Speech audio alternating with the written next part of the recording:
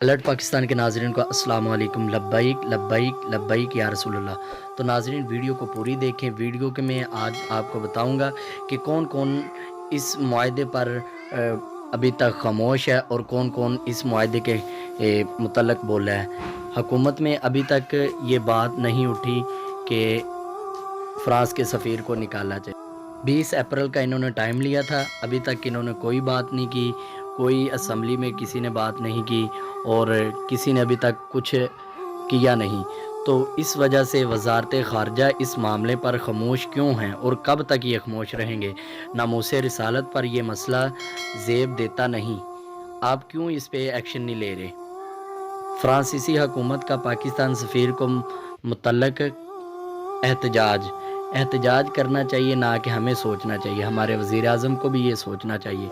تو ابھی آپ خود سوچیں کہ کیا انہیں ابھی تک کوئی بات نہیں کی، انہیں کرنی چاہیے یا نہیں۔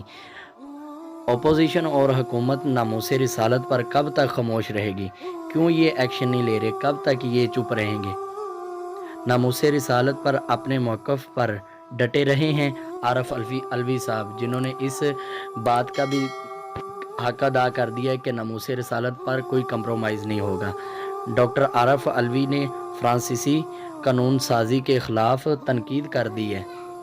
صدر عارف الوی نے فرانس کے احتجاج پر کیا کہا، یہ بھی آپ نے سنا ہوگا سب دوستوں نے۔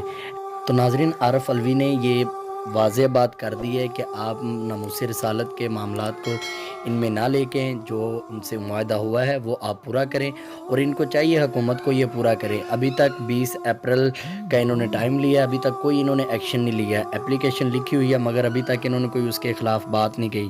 عمران خان صاحب جا رہے ہیں کہیں بھی، کس دورے پہ جا رہے ہیں، کبھی کہاں جا رہے ہیں، اور مہنگائی کی طرف ان کا بڑا دھیان ہے، اس معاملے کی طرف ابھی تک انہوں نے کوئی توجہ نہیں دی۔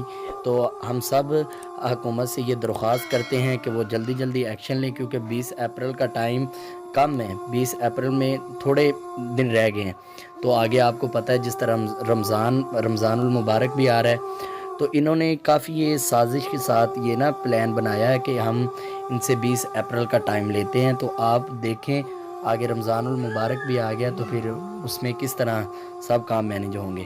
تو ہماری حکومت سے یہ درخواست ہے کہ وہ جلدی جلدی اس پر ایکشن لیں اور جلدی اس مسئلے کو حل کریں، نہ کہ چپ کر کے بیٹھے رہیں، ورنہ تحریک لبیک والے انشاءاللہ پرجوش ہیں۔ رمضان المبارک ہو یا عام دن ہو، انشاءاللہ تحریک لبیک کے کارکن الحمدللہ ہر وقت ریڈی ہیں، وہ اس مشن کو انشاءاللہ آگے لے کے چلیں گے، وہ میدان میں آنے کے لیے تیار ہیں، انہیں ان گرمیوں کا یا بھوک کا کوئی مطلب نہیں ہے۔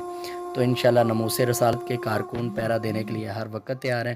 تو حکومت سے ہماری پھر درخواست ہے کہ وہ جلدی جلدی اس کی طرف دھیان دیں اور سفیر کو نکالنے اور اس معاہدے کو پورا کریں۔